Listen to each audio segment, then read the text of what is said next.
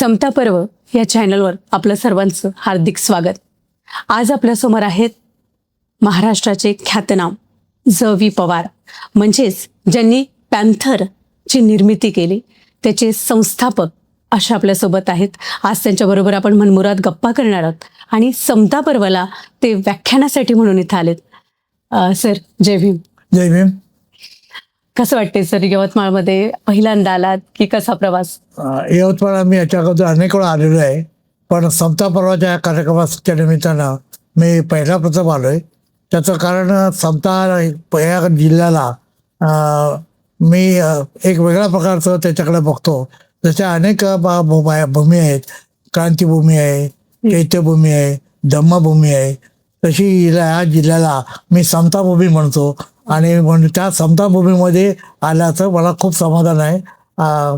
त्यामुळे समतेच्या या जिल्ह्यामध्ये मला आपल्याशी भेटायला देखील संवाद साधायला खूप आनंद वाटेल. अगदी सर. सर, एक मला प्रश्न आहेत, बरीच प्रश्न आहे, पण त्यातला एक महत्त्वाचा हा प्रश्न की ज.वी. पवार एक सामान्य माणूस कार्यकर्ता असताना पॅन्थरची निर्मिती करणं हे कसं डोक्यात आलं आणि हा प्रवास कसा होता? मी 1960च्या तुम्हाला घेऊन जातो. 1960च्या दरम्यानमध्ये किंवा त्या काळात स्त्रियांच्यावर, विशेष दलितांच्यावर प्रचंड प्रमाणात अन्याय अत्याचार होत होते. इतके होत होते की मी तुम्हाला एकच उदाहरण देतो की त्या काळामध्ये एका मे महिन्यामध्ये रखरखत्या उन्हामध्ये 2 महिला एका विहिरीच्या बाजूने चालल्या होत्या. विहिरीच्या बाजूने एवढ्यासाठी चालल्या होत्या की विहिरीच्या बाजूने गेलं की थोडासा थंडावा देतो, जसं आपण एसीच्या बाजूने गेलो की थंडावा देतो, तो थंडावा जाणावा म्हणून त्या 2 महिला त्या विहिरीच्या बाजूने गेल्या आणि त्या 2 महिलांची सावली त्या विहिरीच्या पाण्यावर पडली. त्याला माहिती आपल्याला बंदी आहे, पाण्याला हात लावू शकत नाही, पाणी आपण पिऊ शकत नाही, त्याला ओंजळीने आपण पाणी घेऊ शकत नाही, आणि तरीसुद्धा त्या ठीक गेला. त्याचा एकच गुन्हा झाला की दुपारच्या त्या उन्हामध्ये त्यांची सावली त्या विहिरीवर पडली. हा त्यांचा गुन्हा झाला. ते लोकांना कळल्यावर त्या दुसऱ्या दिवशी त्या दोन्ही महिलांची नग्न झिंड काढली आणि ती नग्न झिंड संपूर्ण गावभर त्याला फिरवलं.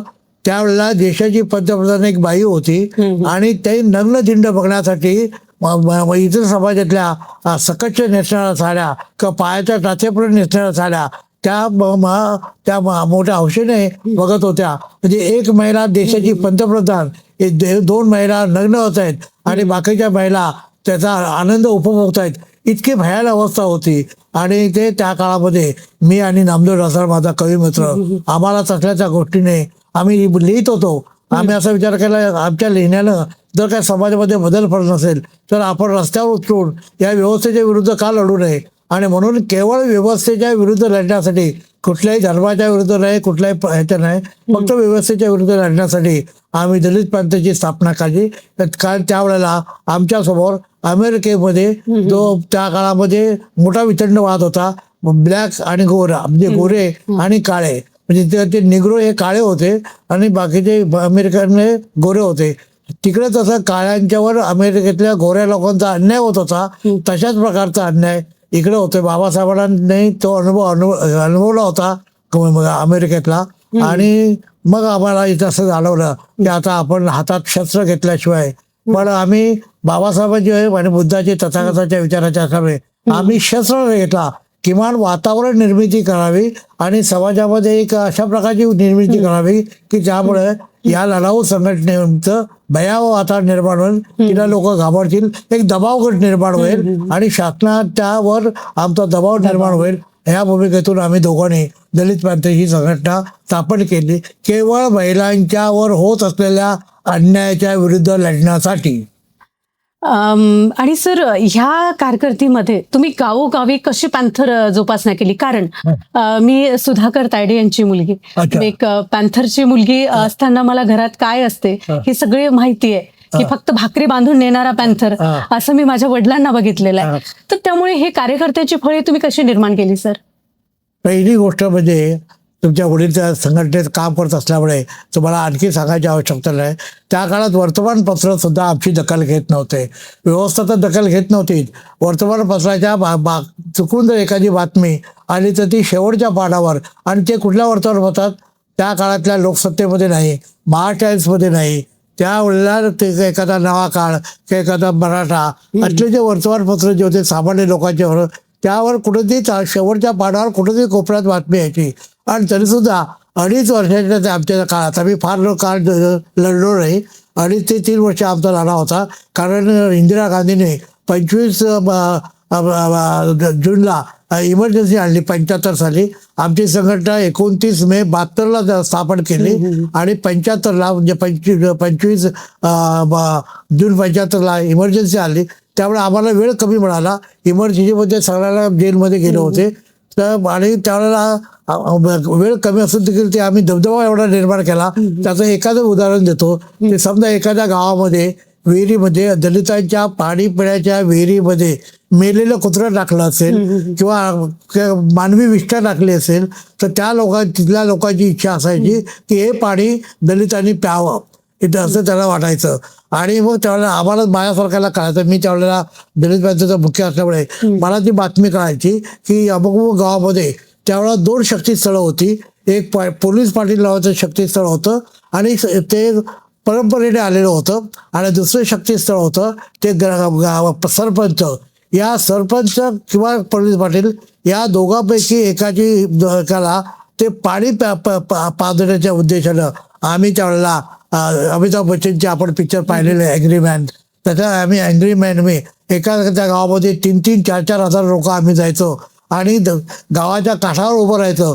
आणि सगळे आमची तरुण असायचे त्यावेळेला, त्यांच्या हातात शस्त्र पण असायची कधी कधी. आणि आम्ही त्या गावात जायचो. विशेषतः मी जायचो. मी एखाद्याची मान पकडायचो. मग सरपंच असेल किंवा पोलीस पाटील असेल आणि त्याला सांगायचं तू ते पाणी पी, तुझी इच्छा आहे ना की या मेलेल्या कुत्र्या ज्याच्या आहेत ते पाणी प्यायला पाहिजे, तू आधी पी. आणि त्याचा असं व्हायचं, तो थरथर कापायचा, तो बघायचा, त्याला बघायचं पण नाही केलं ते गावावर हमला होईल. ते लोक तिकडे सकाळ सकाळ मी सूर्याच्या किरणामध्ये ती माणसं उभी केलेली असायची, तरुण उभे केले असे. आता एवढा घाबरायचा की त्यामुळे तो नाईलाज असतो, तो पाणी प्यायचा. मग ही जी बातमी आहे की एखाद्या गावच्या सरपंचानं किंवा पोलीस पाटलानं दलितांच्या म्हणजे हे केलेला त्याच्या विष्ठा टाकलेल्या विहिरीतलं पाणी प्यायला, ही बातमी वाऱ्यासारखी जिकडे बसायची. त्यामुळे आम्हाला प्रचाराला कुठल्याही मीडियाची आवश्यकता नाही. मीडियाने आम्हाला मदत केली नाही, मीडियाची आवश्यकता नाही. ही कडोप करणी आमची सगळे जात होते.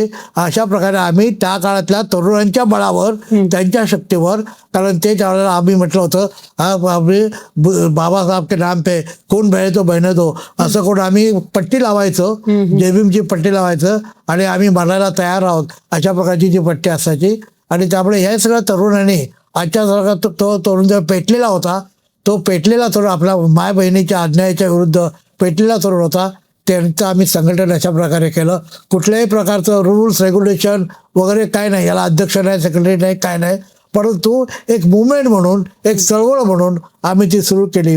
आणि ती अल्पावधीत ठाणे, पुणे, नाशिक वगैरे जवळच्या जिल्ह्यामध्ये, मुंबईच्या जवळच्या जिल्ह्यामध्ये ती चळवळ फोफावली. त्याचा परिणाम असा झाला की आम्हाला कुठल्याही मुख्यमंत्र्याला कधी मुलाखत मागवावं लागत नव्हती. लात मारायचं आणि मुख्यमंत्र्याच्या केबिनमध्ये जिल्हा परिषदेचा चेअरमन असेल किंवा CEO असेल, कोणाला भेटायचं झालं तर आम्ही कधी 2 पैशाचं कार्ड, पोस्ट कार्ड असायचं. मी येतोय असं म्हटलं की तिकडची यंत्रणा ही सजग व्हायची. एक प्रकारचा दबदबा निर्माण झाला, एक प्रकारची शक्ती निर्माण झाली. त्या शक्तीचा उपयोग केवळ आणि केवळ दबदबा निर्माण होण्यासाठी झाला होता. सर, आता तुम्ही म्हणालात की पॅन्थरची सुरुवात ही 2 स्त्रियांची नग्नधिंड काढली आणि ते तुम्हाला पाहावलं गेलं नाही आणि तिथून सुरुवात झाली, म्हणजे आम्ही ऐकलं तुमच्यापर्यंत पोहोचली. सर, मणिपूरमध्ये हल्ली 2 स्त्रियांवर असाच अत्याचार झाला. तर आताचा तरुण हा कुठे आहे असं तुम्हाला वाटतं? काय वाटतं या संदर्भात? मी असं म्हटलं की त्यावेळेला तरुण पेटलेला होता आणि तो खरोखर पेटलेला होता. तो त्यावेळेला विद्रोही प्रवृत्ती त्याची होती. आजच्या तरुणामध्ये तेवढ्या प्रमाणात मला त्याचं विद्रोहीपण किंवा त्याचं बंडखोरी दिसत नाही. आणि त्यामुळं मणिपूर होऊ दे किंवा आणखी काय होतो, तो आपापल्या घरी शांत दिसतोय. म्हणजे शिवाजी जन्माला यावा पण तो माझ्या घरात नाही, बाजूच्या घरात जन्माला यावा, ही जी प्रवृत्ती आहे, त्या प्रवृत्तीमुळे आज सुद्धा महिलांच्यावर प्रचंड प्रमाणात अन्याय होतोय, आधी होतोय. पण तो काही उघड असतो, काही लुप्त छुपलेला असतो. आज सुद्धा अशा प्रकारचा तरुण माझ्याकडे तर माझा सारखा फोन खणाळत असतो की एखादा कुठं प्रकार घडला की लोक म्हणतात जेवी पुन्हा एकदा मी दलित प्रांताच्या रूपानं लोकांसमोर यायला. मी त्यांना सांगितलं आम्ही केलंय, आता आमचं वय झालंय, आता तुम्ही पुढे या, आम्ही तुमच्या बरोबर आहेत, मी तुमच्या बरोबर आहे. माझे सगळे सहकारी जवळ गेलेले आहेत, मी आता त्यांच्यापैकी जवळ मी एकटाच जिवंत आहे. मी तुमच्या बरोबर आहे, तुमच्या पुढे असेल, पण तुम्ही यायला पाहिजे. परंतु आजचा तरुण हा इतर सगळ्या तरुणांसारखा हा आता पोटार्थी झालाय. त्याला चळवळीपेक्षा त्याला वळवळ महत्वाची वाटते आणि त्या वळवळीतून त्याला 4 पैसे मिळत असतील तर तो त्याच्या पाठीमागे लागतो. कालचा तरुण आणि आजच्या तरुणामध्ये हा फरक आहे. आणि तरीसुद्धा काही महिला, काही तरुण हे इतके बाबासाहेबांच्या विचाराने अंतर्बाह्य पेटले असत की त्यांच्यावर माझा विश्वास आहे. आणि अशा हाताच्या बोटावर मोजणारे जे तरुण आहेत, ज्या तरुणी आहेत, त्यांच्यावर माझा विश्वास आहे. आणि आज ना, कारण जग चालतं ते बाजार यांच्या बळावर चालत नाही. जग चालतं ते फक्त हाताच्या बोटावर मोजलेल्या लोकांच्या बळावर. आणि अशा हाताच्या बोटा जे कमी लोक आहेत त्या कमी लोकांच्याकडून माझ्या खूप अपेक्षा आहेत. आणि त्यांनी जर उद्या ते जर सगळे एकत्र आले तर त्यांच्याबरोबर मी पुन्हा एकदा संमेलनामध्ये किंवा ह्या लढ्यामध्ये ताट मारत उभे असेल. मी एका कवितेत म्हटल्याप्रमाणे मी ताठरतेने तुमच्याबरोबर असेल. हे पुन्हा तुमच्या माध्यमातून मी माझ्या सगळ्या तरुण मित्रांना ग्वाही देतो. आणि सर म्हटलं जातं की माही साहेब यांच्या जवळचा कार्यकर्ता आपण, भैयासाहेब यांच्या जवळचा कार्यकर्ता आपण, तर ह्यांच्या काही आठवणी आपल्यासोबत असतील? पहिली गोष्ट म्हणजे माही साहेबांच्यावर बाबासाहेबांचं महापरिनिर्वाण झालं त्या दिवसापासून आरोप करण्यात आला की त्यांनी बाबासाहेबांना मारले, विष दिलं वगैरे वगैरे. त्याच्यात मी येतच जात नाही. परंतु माही साहेबांनी या समाजाचं नेतृत्व त्यांच्याकडे आपोआप आलं असतं.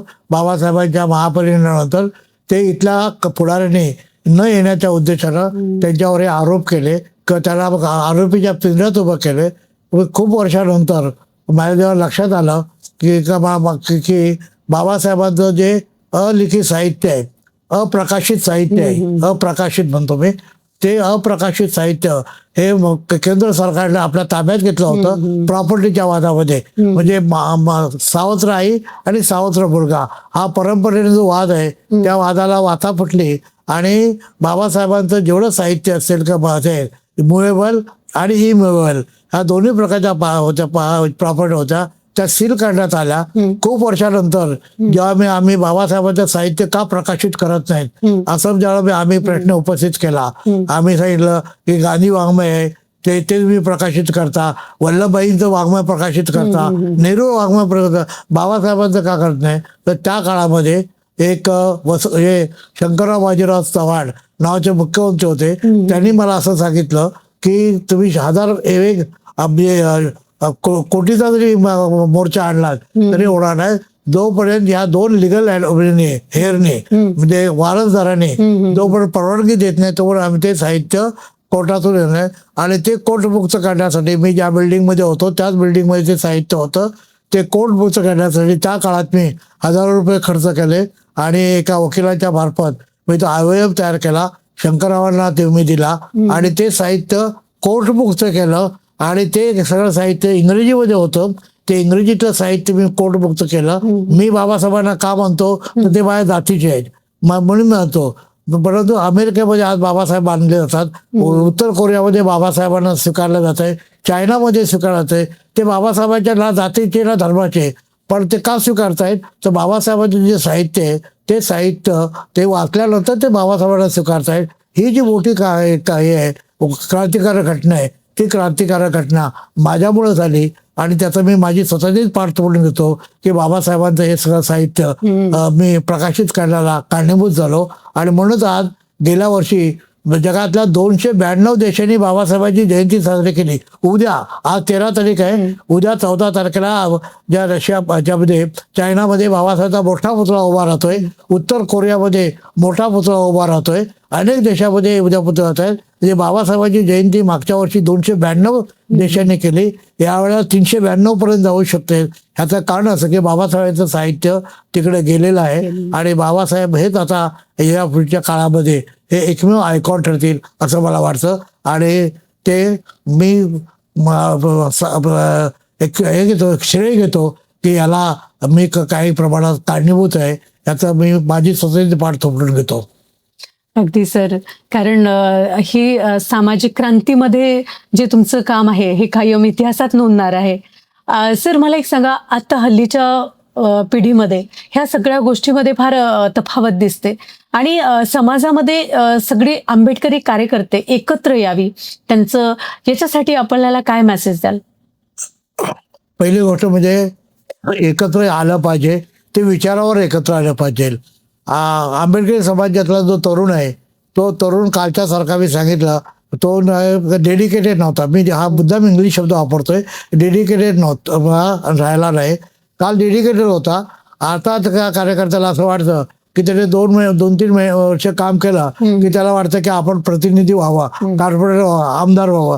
ही जी प्रवृत्ती आहे, ते प्रवृत्तीमुळे तो इस्टॅब्लिशमेंटचा भाग होतो आणि एकदा इस्टॅब्लिशमेंटचा भाग झाला, म्हणजे प्रस्थापित व्यवस्थेचा भाग झाला की त्याच्यातलं लढाई प्रवृत्ती आहे ती नष्ट होते, मरते. त्यामुळं त्याच्या कालच्या पिढीत आणि आजच्या पिढीत फरक आहे हे मान्य करून सुद्धा मला आजच्या पिढीतल्या काही ठराविक तरुणांच्यावर विश्वास आहे की ते आज ना उद्या हा समाज बदलण्यासाठी एक वेगळ्या प्रकारचं काम करू शकतात. महिलासुद्धा आता ज्या सजग झाल्या आहेत, फुलेंच्या लेखी असं म्हणतात, सावित्रीच्या लेखी असं स्वतःला बनवतात, त्या देखील सावित्रीच्या लेखी रस्त्यामध्ये काल नव्हत्या पण आता रस्त्यामध्ये उतरतील अशी मला सूचना दिसायला लागली. सर आम्हाला सगळ्या प्रेक्षकांना ज.वी. पवार हे एवढं पॅन्थर, इतकं महाराष्ट्राला हादरून टाकणारं हे व्यक्तिमत्व लहानपणापासून कसं घडलं हे आम्हाला ऐकायला आवडेल. पहिली गोष्ट म्हणजे मी कोकणातल्या अशा दुर्लक्षित भागातला आहे की जिथे एसटीची चाकं कधी माझ्या गावातल्या मातीला स्पर्श केली नव्हती. म्हणजे मला बाबासाहेब माहितीच नव्हते असं म्हणायचं मी, परंतु माझ्या आईनं कधीतरी बालिस्टर बाबासाहेब असं नाव ऐकलं होतं आणि मग त्याला असं वाटायला, तिला असं वाटलं की माझा शेवटचा मुलगा, म्हणजे मी 3 नंबरचा मुलगा आहे, माझ्या आधीचे 2 भाऊ, त्यांच्या घरात शिकला पाहिजे, बाबासाहेबांसारखा शिकला पाहिजे असं तिला वाटायला लागलं. वेडी माया असेल ती, पण ते शिकलं पाहिजे असं तिला वाटलं आणि मला मुंबईला पाठवलं. मी इयत्ता 5वीसाठी, म्हणजे माझ्या विभागात शाळा 4थीपर्यंत होती, ते देखील त्या काळातल्या आता आपण किलोमीटर होतो, मैलो चालून आम्ही जे शाळेत जायत होतो, त्या शाळेच्या म्हणजे मला मुंबईला पाठवण्यात आणलं आणि 1955 साली मी मुंबईला आलो. 6 डिसेंबरला बाबासाहेब वारले, त्यांचं महापरिनिर्वाण झालं. त्या दिवशी आमच्या शाळेला अर्धा दिवस सुट्टी देण्यात आली.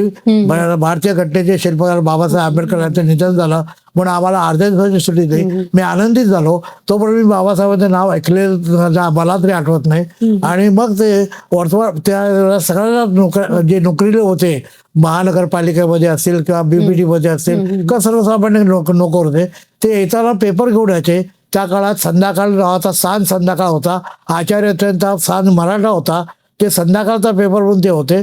ते पेपर ते घेऊन आले, कारण 11च्या नंतर ती बातमी बाहेर आली बाबासाहेबांच्या महापरिनिर्वाणाची आले. आणि मी एकमेव शिकलेला असल्यामुळे 5वीत म्हणजे मी एकमेव शिकलेला असल्यामुळे त्याने मला पेपर वाचायला दिला आणि तो पेपर वाचताना मी निर्विकार चेहऱ्याने पेपर वाचत होतो. बॅरिस्टर बाबासाहेब आंबेडकर यांचं निधन झालं वगैरे, निर्विकार चेहऱ्यानं. मला आमच्यामध्ये कुठल्याही भावना माझ्यामध्ये उद्दीपित झाल्या नव्हत्या. पण माझ्या समोरचा जो माझा काका मामा जो कोण माझे असतील ज्यांनी मला पेपर वाचायला सांगितला, ते हुमसा हमसे रडायला लागले. आधी हुंदक्याने रडले, मग हमसा हमसे रडले आणि मग इतक्या जोराने ते रडायला लागले. मला आश्चर्य वाटले की ह्या माणसाचं यांचं काय नातं आहे. आणि तेव्हा डॉक्टर बाबासाहेब आंबेडकर हे नाव माझ्या हृदयावर जे कोरले ते कायमचं कोरलं गेलं. आणि म्हणून गेले अनेक वर्ष 1957-58 सालापासून मी ऍक्टिव्ह आहे, चळवळीच आहे. मी अजून सुद्धा बाबासाहेबांचं जे माझं एखाद्या कोऱ्या पाठीवर किंवा दगडावर एखादं अक्षर कोरलं जावं तसं माझ्या काळजावर डॉक्टर बाबासाहेब आंबेडकर कोरले गेले. त्यामुळे त्यांचाच मी अभ्यास केला, त्यांच्याच विचाराचं आलं.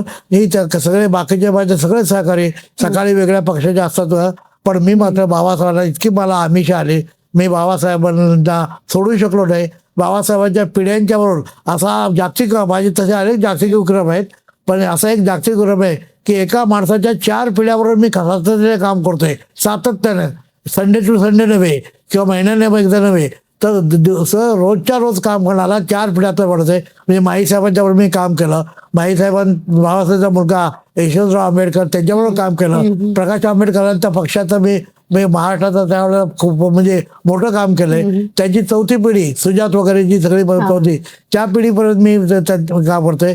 आणि इतकं आलंय की आपल्याला सांगायला मला आनंद वाटेल की मी असा एकमेव माणूस आहे जयवी पवार की ज्याचा वाढदिवस हे राजगृह करतं. या राजगृहामध्ये जायला लोक घाबरतात, एखाद्या कार्यक्रमासाठी एखादा आंबेडकर तरी मिळावा अशी अपेक्षा करतात.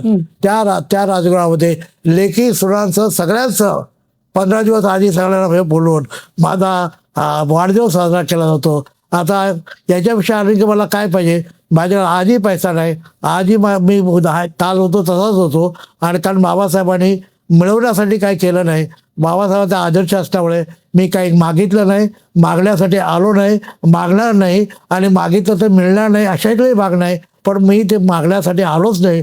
त्यामुळे निस्वार्थपणे आज मी आंबेडकरी चळवळीमध्ये त्यांच्या घराण्यांच्या 4 पिढ्यावरचं काम करतोय. इतकंच नव्हे तर माझी एक कविता ही 1983 साली पहिल्यांदा अभ्यासक्रमात आली. तुम्ही ती अभ्यास लिहिले, तुमच्या पिढीने, तुम्ही नसेल तुमच्या आई वडिलांनी ते अभ्यास लिहिले. 1983 पहिली पिढी महाडच्या सत्याग्रहावर माझी इयत्ता 9वीला आली. आणि आज सुद्धा 1983 2026 आज सुद्धा ती इयत्ता 10वीला आहे. इयत्ता 10वीला म्हणजे इतक्या बाबासाहेबांचे 5 वर्षांनी एक पिढी बदलते. म्हणजे इतक्या पिढ्यांनी माझी कविता अभ्यासलेली आहे किंवा इतक्या पिढ्यांना माझ्या कवितेने स्फूर्ती दिलेली आहे. आणि ती कविता आता जर तुम्ही कधी महाडला गेलात तर बाबासाहेबांचं राष्ट्रीय स्मारक आहे, त्या राष्ट्रीय स्मारकाच्या पहिल्या माळ्यावर ही माझी कविता कोरली गेलेली आहे. आता ज्याची कविता बाबासाहेबांच्या राष्ट्रीय स्मारकावर कोरली गेली तो मी जयवी पवार आहे. म्हणजे त्यामुळे समाजामध्ये एक वेगळ्या प्रकारची प्रतिमा मी माझ्या करून केली. आणि बाबासाहेबांच्यावर मी प्रचंड प्रमाणात लिहितोय, खूप लिहिलेलं आहे. आतापर्यंत आंबेडकरी चळवळीचा इतिहास अनेक खंडात लिहिलाय. आणि मला आणखी काही दिवसाने मी जे बाबासाहेब कोणी कोणाला सांगितलं नाही, धनंजय कीरने सांगितलं नाही, कोणी सांगितलं नाही, ते बाबासाहेब मी लवकरात लवकर मी सांगणार आहे. म्हणजे अनटोल्ड आंबेडकर मी टोल्ड करणार आहे, हे तुम्हाला या निमित्तानं सांगतो. सर, मला एक आपण जे सांगितलं की आता हे तुमचं एक दबदबा वाढदिवस साजरा होतो, पण मला एक सर एक कळत नाहीये की एवढा हा सामाजिक कार्यकर्ता जो पॅन्थर ची स्थापना करणारे आपण आहात सर, मग हे सगळं टिकाव का राहिला नाही? पॅन्थर अजूनही म्हणजे का दिसत नाही? पॅन्थर एकदम शांत, जो तुमच्यासोबतचं काम करणारा पॅन्थर आहे तोही वर्गीकरण झालेलं आहे, वेगवेगळ्या गटामध्ये त्याचं झालेलं आहे. तर हे का असं का चित्र? मनुष्य स्वभाव आहे, जिकडे जास्त पैसा मिळेल किंवा जिच्या जे पोटावरती झाले आहेत आपली पोटं भरण्यासाठी, ही मनुष्य मानवी प्रवृत्ती आहे, तिला औषध नाही. आणि त्यामुळे ते जिकडे तिकडे जाणार, वेगळ्या गटात जातील, आपल्याला जिथं महत्त्व मिळेल त्या ठिकाणी जातील. आणि ते इतकं काल ते ज्या शिवसेनेला ते शत्रू समजत होते त्या शिवसेनेत गेले. काल बाबासाहेबांनी ज्या पक्षाच्या विरुद्ध बाबासाहेब लढले त्या काँग्रेसमध्ये गेले. बाबासाहेबांनी ज्या विचाराच्या विरुद्ध लढा दिला त्या विचाराच्या RSS मध्ये किंवा भाजपमध्ये जातात. हे सगळं जातात त्याचं कारण ते सगळे पोटारचे आहेत. बाबासाहेबांसारखे निस्वार्थपणे काम करणार की बाबासाहेब त्यांनी पचवला जर असता, पचवणं सगळं कोणालाच नाही, ना मला शक्य नाही, कोणाला बाबासाहेब पचवणं शक्य नाही. परंतु बाबासाहेबांच्या काही अंशी जर बाबासाहेबांच्या विचाराशी प्रामाणिक जर ते राहिले असते तर त्यांनी अशा प्रकारचं केलं नसतं. पण त्यांचं त्यांना लकला भाऊ, मला त्यांच्याशी काही देणे घेणे नाही. पण आजची तरुण पिढीला माझं हेच म्हणणं आहे की तुम्ही बाबासाहेब जरा वाचण्याचा प्रयत्न करा. बाबासाहेबांनी सांगितलंय तुम्हाला जर वाचायचं असेल तर तुम्ही वाचलं पाहिजे. आणि बाबासाहेबांनी हे सांगितलंय की जो समाज त्याग करतो तो समाज तग धरतो, जो समाज त्याग करत नाही तो तग धरत नाही. तुमच्या आई वडिलांनी जो त्याग केला त्यामुळे हा समाज तग धरतोय. अशाच प्रमाणे त्यागाची प्रवृत्ती असेल तरच समाज राहील. ज्या दिवशी त्याग करण्याची प्रवृत्ती नष्ट होईल त्या दिवशी हा समाज तग धरणार नाही, हा समाज सुद्धा लयाला जाईल. पण तसं होणार नाही याबद्दल मला खात्री आहे. अगदी सर आणखी एक माहिती मला पडलं की जी महत्वाची माहिती जी आम्ही आज रमाई जयंती साजरी करतो याची जी तारीख आहे याची तुम्ही शोधून काढली, तर हे कसा प्रवास राहिला हा शोधण्याचा? रमाईचा जन्म हा खूप म्हणजे 100 वर्षापूर्वीचा आहे आणि 100 वर्षापूर्वीचा रेकॉर्ड शोधून काढणं तसं आज जे शक्य आहेत त्या आता जिल्हा परिषद आहेत, आता अनेक गोष्टी आहेत त्याच्यामुळे मिळू शकतो, तो मिळत नव्हता. इतकंच नव्हे तर त्यावेळी त्या कोणी मुलाखती त्यावेळेला वर्तमानपत्रात मुलाखती देण्याचा प्रश्न नव्हता, कोणी मुलाखती कोणाच्या अवेलेबल नव्हत्या आणि कुठे काही कुठल्या पत्रव्यवहारामध्ये काही मिळत नव्हतं. आणि अत्यंत महत्वाचे जे ज्याने चरित्र लिहिलेत बाबासाहेबांची चरित्र धनंजय कीर सारख्या लोकांनी 200च्या वरती लोकांनी बाबासाहेबांचे चरित्र लिहिले आणि ज्या बाबासाहेबांनी चरित्र लिहिले त्यांनी जागतिक कीर्ती मिळवली त्या लोकांनी बाबासाहेबांच्या पत्नीला त्याने कधीही त्याने महत्त्व दिलेलं आहे. तिची जन्मतारीख दिली नाही, तिचं लग्न कुठं झालं, कोणत्या तारखेला झालं, कुठल्या ठिकाणी झालं हे कोणी दिलं नाही. आणि हे मला अस्वस्थ करणारी बाब होती, कारण मी म्हणतो की आपण नेहमी सगळे म्हणतो की बाबासाहेब होते म्हणून मी झालो, पण मी त्याच्या पलीकडे जाऊन सांगतो ती होती म्हणून बाबासाहेब झाले, ती होती म्हणून बाबासाहेब झाले आणि बाबासाहेब झाले म्हणून मी झालो. ही जी परंपरा आहे त्यामुळे मी अस्वस्थपणे त्यांचा शोध घेण्याचा प्रयत्न केला, खूप प्रयत्न केले. माझं बाबांची राबू नावाचं पुस्तक आहे, त्या पुस्तकात मी बऱ्याचशा त्या पुरावे दिलेले आहेत, काही गोष्टी घेतल्यात, काहींच्या मुलाखती घेतल्या आहेत आणि त्यांचं लग्न ज्या ठिकाणी झालं आपल्याला आश्चर्य वाटेल. बाबासाहेब आंबेडकर सारखा एक त्यावेळेला बॅरिस्टर म्हणून त्यांना माहिती होतं मॅरेज रजिस्ट्रेशन ऍक्ट आहे, ब्रिटिशांनी मॅरेज रजिस्ट्रेशन ऍक्ट केलं होतं, म्हणजे लग्न हे रजिस्टर करायचं आहे, करावं लागतं हे माहिती असून त्याने आपलं लग्न रजिस्टर केलं नाही. कारण त्यांचं लग्न कुठल्याही हॉलमध्ये झालं नाही, कुठलीही लग्नपत्रिका झालं नाही, त्यांचं कुठल्याही लोकांना बोलून झालं नाही.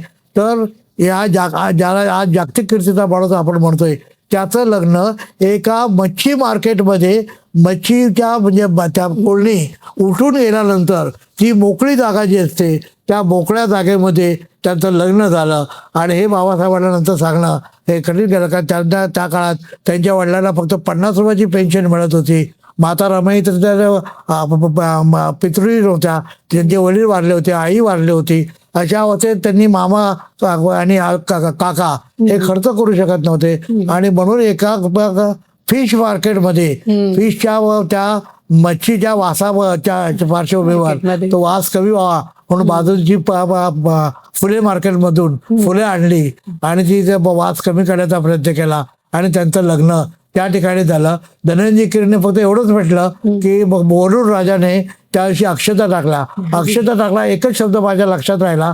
आणि मग अक्षता कधी असतात त्या काळामध्ये मला आता आठवतंय 7 जूनला पाऊस येणार म्हणजे येणारच. आता पाऊस कुठल्या कधी येतो, एप्रिलमध्ये पण येतो आणि मार्चमध्ये येतो आणि कुठल्या येतो, तसं वातावरण ज्यावेळी बिघडलेलं होतं. तर म्हणजे याचा अर्थ त्या काळामध्ये लग्न झालं असेल तर ते जूनच्या नंतर नाही, 7 जूनच्या नंतर आहे का, 7 जूनच्या नंतर मोठा पाऊस असतो, ते अक्षता नसतात, ते पाऊस झाला असतात. मग त्याचा अर्थ एप्रिलमध्ये किंवा मार्चमध्ये केव्हा तरी लग्न झालं असेल याचा मी शोध घेतला. आणि शोध घेते आता माझी जी पद्धत आहे शोध घेण्याची, त्या शोध घेण्याच्या परंपरेत मला त्यांच्याच त्या ज्या ठिकाणी राहत होते त्या ठिकाणी एका माणसाने लिहून ठेवलेली तारीख मला मिळाली आणि ती अस्पष्ट होती. ती तारीख 4 एप्रिल होती आणि ते लग्नाचं ठिकाण पण तिथल्या काही लोकांच्या मुलाखती, माझे काही नातेवाईक त्या राहतोय त्यांच्या मुलाखती घेऊन ती मी 4 एप्रिल ही लग्नाची तारीख केली. लग्नाचं ठिकाण हे मुंबईतलं भायखळा स्टेशनच्या जवळचं हबीब मार्केट नावाचं मुस्लिम मार्केट आहे, मुस्लिमाचं प्रायव्हेट मार्केट. नंतर ते महानगरपालिकेचं झालं खूप वर्षाने, परंतु त्या ठिकाणी लग्न झालं. आधी ते मार्केट तिथे आहे, आता ते मच्छी मार्केट नाही, तिथं आता मोठ्या प्रमाणात अंडी विकली जातात, एग्स विकली जातात, पण ते आधी मार्केट आहे. त्या मार्केटमध्ये बाबासाहेब ज्या ज्या ठिकाणी गेले त्या त्या ठिकाणी त्यांचे पुतळे उभारले जातात, तुम्हाला माहिती आहे, स्मारकं उभारले जातात. आणि त्यांच्या आयुष्यात अत्यंत महत्वाचा विवाह सगळ्यात महत्वाचा विवाह क्षण. त्या क्षणात तिथं एक स्मारक व्हावं म्हणून मी गव्हर्नमेंटला इंडियाला मुंबई महानगरला सगळ्यांची पत्रव्यवहार करतोय, परंतु अजून होत नाही. याचं कारण अजूनही आंबेडकरी समाज हा रस्त्यावर उतरायला तयार नाही. जनरेटा ज्याला आपण म्हणतो, जनतेची ताकद जी म्हणतो ती जनतेची ताकद ती अजूनही देखील कार्यरत झाली नाही. ज्या दिवशी जनगणना होईल, रस्त्यावर लोक येतील आणि म्हणतील हे माझ्या आईचं, हे माझ्या बापाचं, हे विवाहस्थळ आहे, असं ज्यावेळेस लोक मागणी करतील, तेव्हा कदाचित ते तिथं ते गव्हर्नमेंट किंवा बाकीचे लोक कदाचित स्मारक करतील. मी असेल नसेल, परंतु मी या निमित्तानं आंबेडकरी जनतेला एक नम्र विनंती करतो की तुमच्या आई बाबांचं त्या विवाहाचं ते जे स्थळ आहे त्या स्थळासाठी तुम्ही माझ्याबरोबर नको, मी आहे उद्या, आज आहे उद्या नसेल, परंतु त्यासाठी तुम्ही चळवळ करा, रस्त्यात या. जोपर्यंत तुम्ही रस्त्यात येत नाही तोपर्यंत सरकारला ते स्मारक व्हावं असं वाटणार नाही. ही माझी नम्र विनंती आहे की कोणीतरी पुढे यावं आणि जयवी पवारांनी जे स्थळ सांगितलंय, जी वेळ सांगितले की जी जन्म आता रमाईचं लग्न, रमाईची जन्मतारीख मी सांगितल्यानंतर जगभर रमाईची 7 फेब्रुवारीची जन्मतारीख साजरी केली जाते. त्याला त्या आता ती कोणी बदलू शकत नाही असं झालंय.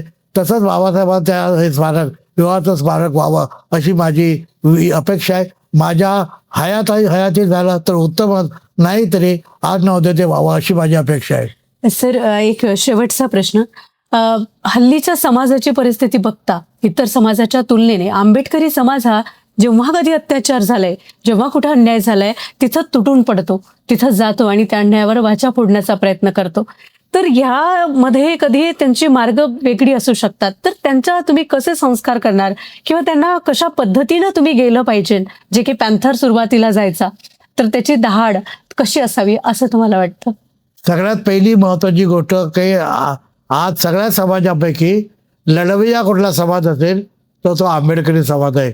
बाबासाहेबांच्या पुतळ्याच्या चष्मा जरी कोणी तोडला किंवा त्यांच्या हाताला कोणी दुखापत केली पुतळ्याच्या हाताला, तरी देखील समाज खवळून उठतो आणि तो रस्त्यावर उतरतो.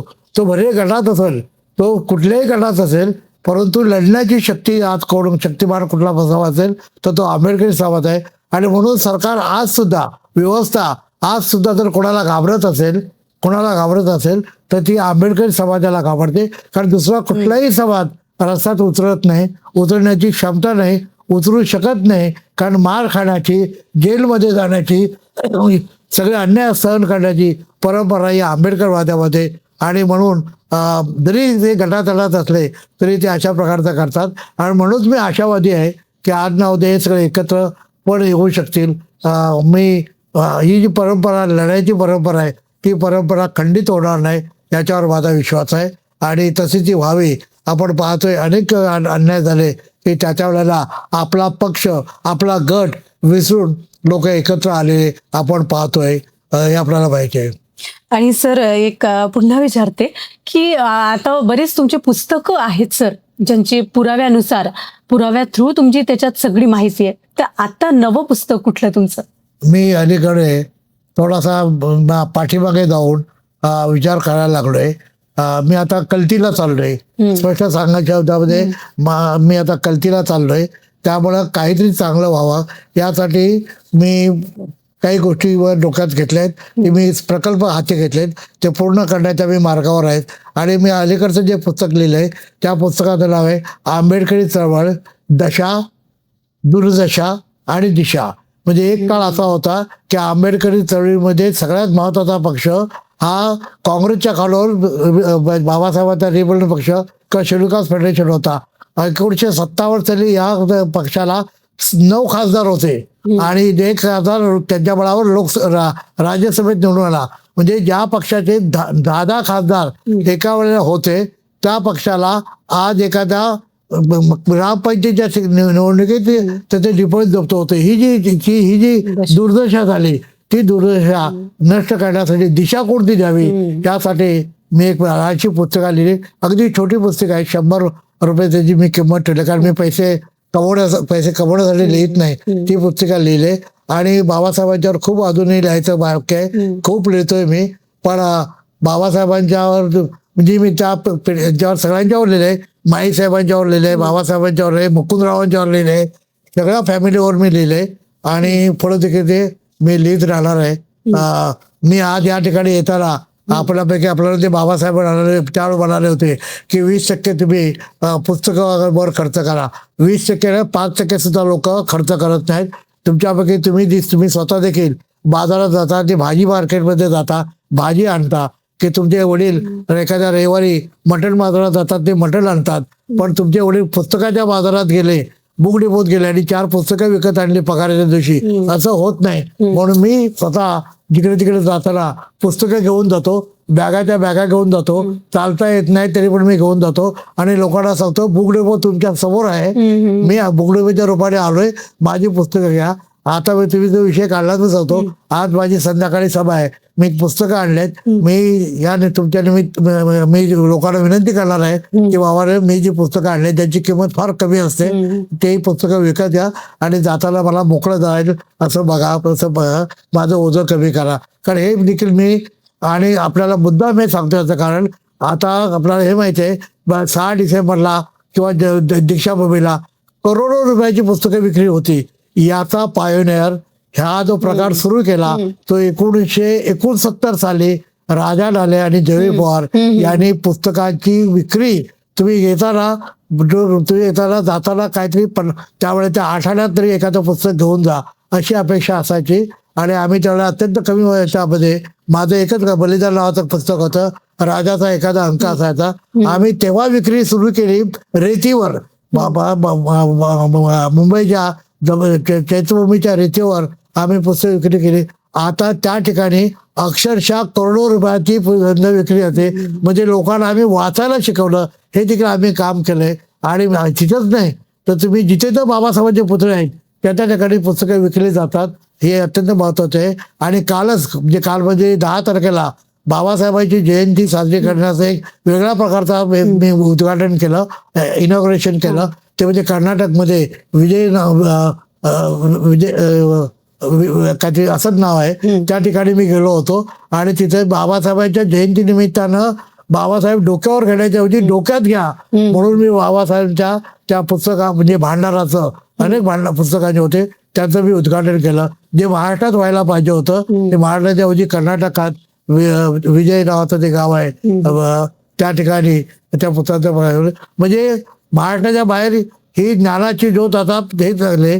फुले देखील महाराष्ट्रापर्यंत होते, पिसीत होते. सावित्रीबाई देखील महाराष्ट्रापुरत्या बऱ्याच होत्या. आज त्यांचं साहित्य हे महाराष्ट्राच्या बाहेर गेलंय, जगभर जातंय. फुलेंचा वाडा, पुण्यातला फुलेंचा जो वाडा आहे तो वाडा आता जगभरातल्या लोकांनी तो बघायला येतात. ते भिडे वाडा कुठं आहे म्हणून तो बघायला येतात. म्हणजे हे जे सगळं होतंय त्याचं कारण त्यांची पुस्तकंही जगभर गेलेत. आणि बाबासाहेब जे आज जे बघायला सांगितल्याप्रमाणे जे लोकांमध्ये घर करू नयेत त्याचं कारण त्यांची ग्रंथसंपदा आहे. त्या ग्रंथावर म्हणजे पुत्रासारखं प्रेम करणारे बाबासाहेब होते. आणि त्यांनी एकच आहे की त्यांनी आपल्या केवळ पुस्तकासाठी एक ग्रंथघर बांधलं, एक बंगला बांधला, राजगृह नावाचा बंगला त्यांनी केवळ पुस्तकासाठी बांधला.